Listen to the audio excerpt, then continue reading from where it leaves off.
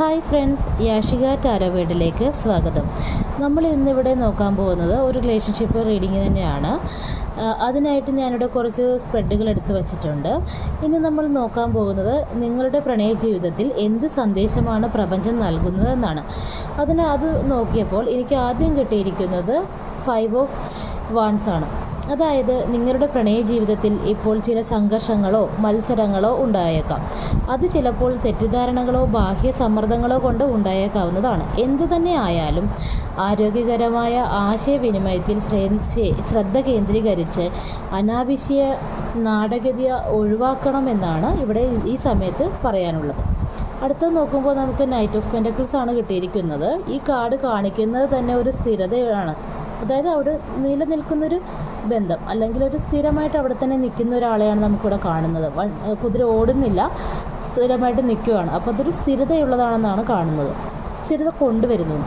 ഈ ബന്ധം നിലനിർത്താൻ വേണ്ടി ഒരാൾ, അതായത് നിങ്ങളുടെ പാർട്ട്ണറോ നിങ്ങളോ ഈ ബന്ധം നിലനിർത്താൻ വേണ്ടി ഗൗരവമുള്ളതാക്കാനും പരിശ്രമിക്കാൻ താല്പര്യം ഉള്ളവനാണെന്നാണ് കാണുന്നത്. യഥാർത്ഥ സ്നേഹമാണെങ്കിൽ അത് പതുക്കെ ആണെങ്കിലും അത് പൂർണ്ണ രീതിയിൽ മുന്നോട്ട് പോകുക തന്നെ ചെയ്യുമെന്നാണ് ഇത് കാണിച്ചുകൊണ്ടിരിക്കുന്നത്.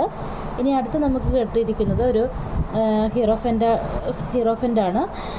നിങ്ങളുടെ ബന്ധം നിലനിൽക്കണമെങ്കിൽ പ്രതിബദ്ധതയും പരസ്പര ധാരണയും മൂല്യവും ആവശ്യമാണ്. അതായത് നിങ്ങളുടെ പങ്കാളിത്തങ്ങളിൽ ജ്ഞാനവും ആത്മീയതയും ഉണ്ടാവണമെന്നാണ് പറയുന്നത്. പിന്നെ നമുക്ക് കിട്ടിയിരിക്കുന്നത് 6 ഓഫ് വാൻഡ്സ് ആണ്. 6 ഓഫ് വാൻഡ്സ് എന്ന് പറയുമ്പോഴത്തേക്കും ഈ ഒരു ബന്ധത്തിൽ കൊടുക്കൽ വാങ്ങലുകളുടെ സന്തുലിതാവസ്ഥ നിർണായകമാണ്. ബന്ധത്തിൽ പരസ്പര പിന്തുണ ഉണ്ടെന്ന് ഉറപ്പുവരുത്തുക.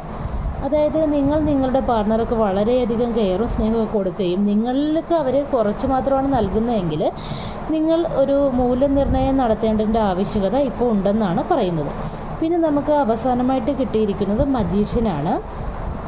നിങ്ങൾ ആഗ്രഹിക്കുന്ന പോലെ നിങ്ങളുടെ സ്നേഹം പ്രകടിപ്പിക്കാനുള്ളൊരു ശക്തിയൊക്കെ നിങ്ങൾക്കുണ്ട്. അതായത് നിങ്ങളുടെ കഴിവുകൾ വിശ്വസിക്കുകയും പ്രചോദനാത്മകമായ നടപടികൾ സ്വീകരിക്കുകയും ചെയ്യുക. അതായത് നിങ്ങളുടെ സ്നേഹം പ്രകടിപ്പിച്ചാൽ അത് ഏത് തരമുള്ള ബന്ധവും പ്രകടിപ്പിച്ചാൽ ആണ് കൂടുതൽ ഊർജ്ജത്തിലൂടെ മുന്നോട്ട് പോകാൻ പറ്റുള്ളൂ. അതായത് ഇത്രയേ ഉള്ളൂ. ഇവിടെ ഇപ്പോൾ നിങ്ങളുടെ ബന്ധത്തിൽ സംഘർഷം കുറയുകയും സ്ഥിരത വളരുകയും പ്രതിബദ്ധതയും